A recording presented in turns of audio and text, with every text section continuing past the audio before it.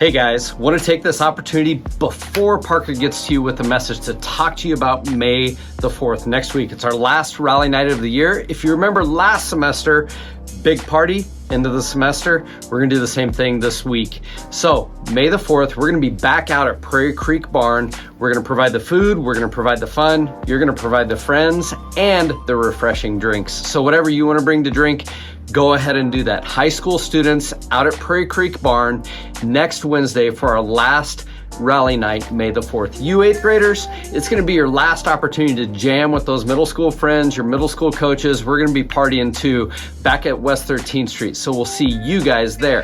To recap, high school students, Prairie Creek Barn next Wednesday. You current 8th graders, you'll be back at the church, same time, same location. See you guys next week. Hello and welcome to yet another fantastic evening at Element. It is good to be known, valued, and loved here in this community. And we continue to grow in our faith. We want to worship, serve, and grow together as we follow Jesus. And that's what tonight is all about. It's the summer strategy. We're getting so close to summer, you guys. And I love summer. All the things are turning green again from their brown dead graves.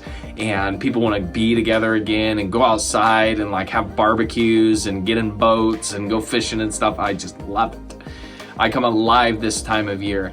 We gotta have a summer strategy. How are we gonna move in our faith into summer? Usually it's very easy during the school year when we have these Wednesday checkpoints every week to kind of remind us our purpose and our value and our relationships and stuff like that. Summer kind of becomes the wild, wild west a little bit. But I think this scripture today is going to help us with how we view summer and how we're gonna go about living out our faith through summer. So back when I was in CSF, Christian Student Fellowship at UNK, this is when I just started following Jesus. This was like my sophomore, junior year.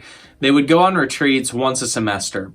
And I remember going on a retreat to Colorado, and one day, you know, CSF is kind of like this garage band version of college ministry where it's like, hey, we don't have a plan, we kind of have a plan, but we're just going to follow Jesus and see what happens. So one of the activities during the retreat was to go to downtown Denver. And they just paired us up and said, hey, you have until 4 o'clock, go talk to people and go see what God is doing in Denver. And I'm like, what do you mean? What do we do? It's not like they gave us lunch money or anything like that. And this was back when we had Blackberries. So like GPS wasn't great. They were just like, go see what happens.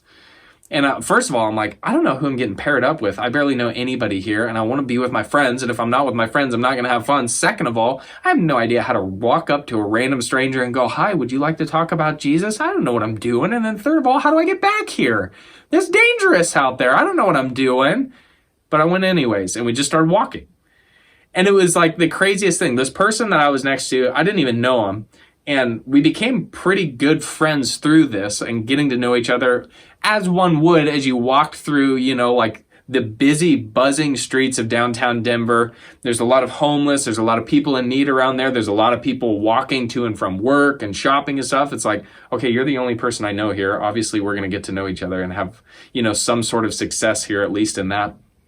But then we stopped and we bought a homeless guy lunch, and we sat down and just asked him his story. And he told us his life story, and we prayed for him, and we walked away, and we're like, I don't know if that made a difference in his life, if it will ever. I don't know, but I think that's what we were supposed to do. And so we wandered back at 4 o'clock, and everybody shared like these amazing stories about how God like directed their steps to certain people or certain conversations.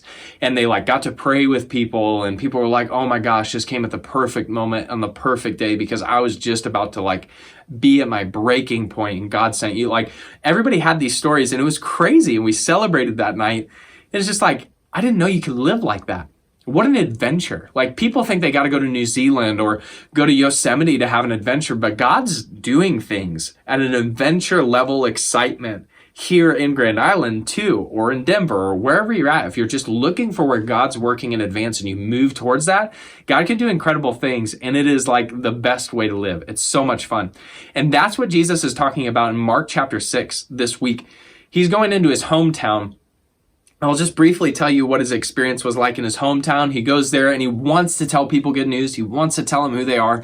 And they kind of go, hey, this is Jesus that we went to school with, right? This is a small town. Think like Broken Bow size. And they're going, hey, why are you all of a sudden a magician? Like, we know you go to the bathroom just like us. Like, you had to eat the same bread growing up in school. Like, why do you think you're so special now? And then Jesus basically was like, I can't even do anything here because their hearts are just so closed. And he said, like, I guess we'll move on. And they were like, yeah, go ahead and move on. And so he healed a few people and like changed a few lives. But besides that, like, he couldn't get through to them.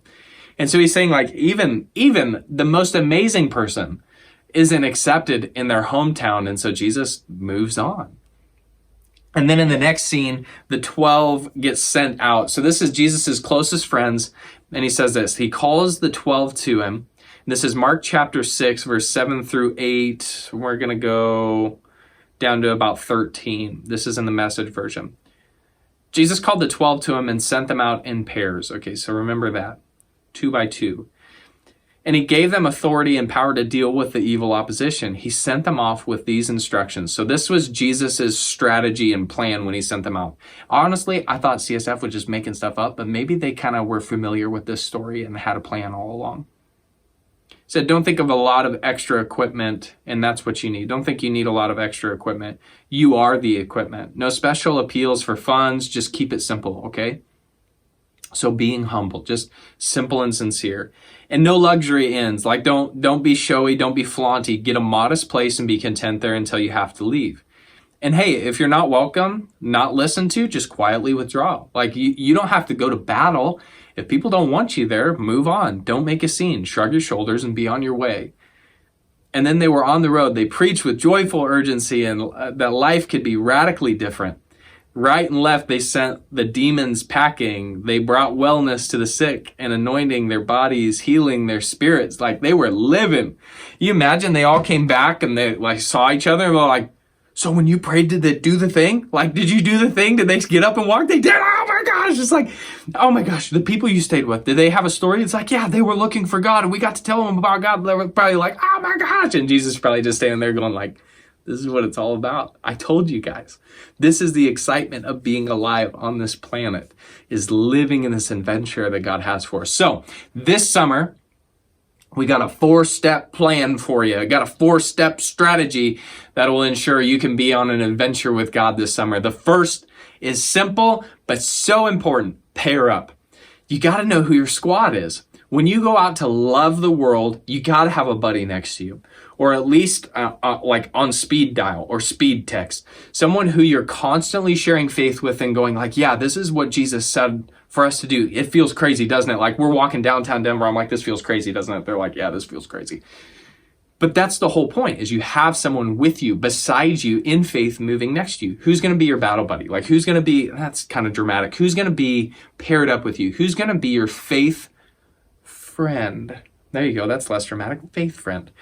Who's going to be next to you and all of that stuff. And here's the other thing. When you think about CIY, when we go to Move or we go to Mix, we pair up typically, and it has to do with the dorms, yes, but you get a dorm buddy, right? Like, you get a roommate, and it's usually you and them. A lot of people will walk into that and go, oh, I'm not with the perfect person. I'm not with my friend. I don't know this person. It's so embarrassing. I don't want to be with... But maybe God's doing something here. And maybe there's strategy behind this, that you would actually look at that person and going, hey, we're here for the same reasons. And in the evenings when you lay down for bed and you start talking about small talk, you actually go, hey, what's God teaching you this week? What's the big thing? And then all of a sudden, this person, just like me, I wasn't friends with the person that I went to downtown Denver with. But at the end of the week, and a lot of you know this, even if you don't know your roommate, by the end of the week, you're pretty good buddies. And it's mostly because this shared experience of following Jesus together. Pair up. Know who your buddy is. Know who your squad is when you walk into this adventure that God is calling you to. The second part of this strategy is be humble. Be humble, okay? My wife has this up on the walls in our house. I love it. It's kind of our family motto. Just live simply and sincerely. Just live simply and sincerely. And it will naturally put you into a state of humility where you're not trying to put on a big show. Jesus is like, hey, don't go out and get the luxury inns and post on Instagram where you're at and how you do all this kind of stuff, make people jealous of you, wear fancy clothes so you get attention. It's like, no, just be simple. Just be simple and sincere. Be authentically you and keep it simple. Okay, just Just approach people in a humble spirit, not thinking that you're better than anybody else, but that you're actually there to serve them. Just keep it simple and sincere. And the way that you continue to be humble, even into those conversations with people who need to know about love and who need to know about truth, who need to be invited to CIY with us, whatever it is don't put huge expectations on them. Don't write their story for them and say, well, if they don't say yes today, they're done, or whatever it is. Like, be simple and sincere. Just tell them your story. Tell them, hey, I hope you're having a good day. Simple and sincere. And don't be too hard on yourself either. Pride gets hurt in these moments where we try to live out our faith and we say, well, I must not be good enough. I must not be impressive enough for them to be impressed with me so that way they can be impressed with Jesus. That's not what Jesus is asking.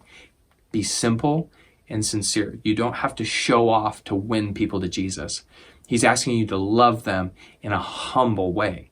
And here's the crazy part about this is people didn't even accept or welcome Jesus in his hometown.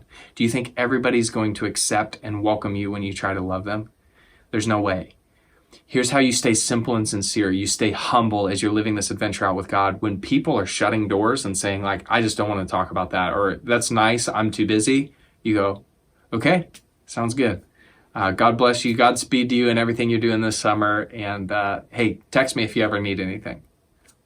And be on your way. But if the door's open, stay there. Stay simple. Stay sincere. And that goes into the third point. And here's your third point of this strategy is to be urgent. People need to be loved right now. Not tomorrow, not next week. People need love and truth and hope right now. When's the best time to make some time to love somebody? Right now. Have an urgency about you that we're not guaranteed tomorrow, that you're not guaranteed that that person won't move away in a month. Have some urgency about you to say, man, I just feel like God's tugging on my heart to just let this person know they're loved. That's I'm going to keep it simple and sincere. Be like, hey, just know I see you and I hear you. And when you talk, you have good ideas and you're creative. And I see that. That's all. I just wanted to tell you that. You just keep it simple and sincere. And then you give them love right now. And here's the last and probably the best point. Live out joy. Live with joy. Have the joy of the Lord be at the center of your heart. The fact that you are saved and you have purpose and you have value and you're known and you're loved. And when you go out into the world, your life is different. It's not because you're so special or that you have to be perfect or you have to be impressive and that's what gives you joy. It's the joy of the Lord that brings out something in you that is absolutely attractive and borderline addictive to the people who are around you. Like you all know the person who's following Jesus that you're like, it just feels better when I'm around them. Likely it's due to their joy. Now, happiness and joy are two different things. That doesn't mean they're always smiling all the time. Joy means it's a disposition of the heart. It's a posture.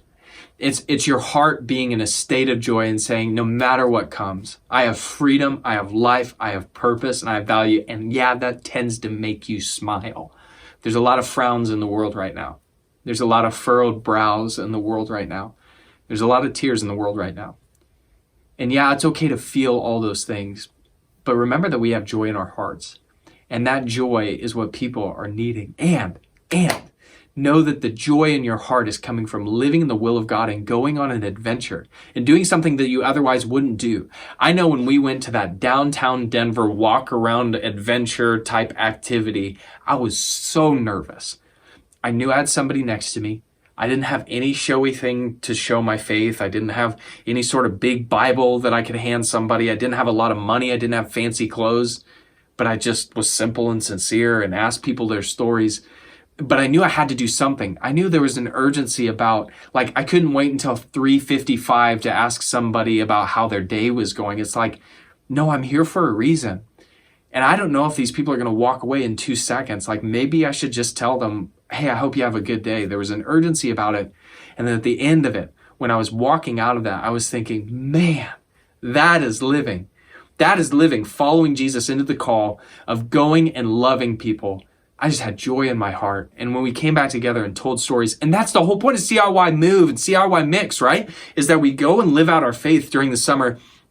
And then we get back together at Move or Mix and we party and we say like, hey, can you believe that friend I invited is here? Could you believe that the people on my baseball team actually accepted my invite to go to a Bible study this summer? It's insane. We celebrate together. That's why those worship sessions at CIY are so special. It's because you feel the joy of people celebrating what God is doing in their life. It's so powerful. Live out that joy. Listen, know who your buddies are. Stay next to them. Be humble, live simply and sincerely, be urgent. People need love right now, and live in the joy of the Lord. And I will guarantee you, you'll be telling me stories at camp or at CIY Mix or CIY Move about how God was working in your life. And I'm going to slap you the biggest high five and say, isn't that living? Isn't that living? Element, summer is a great time to continue to live out your faith. Talk about what this will look like for you in your groups now.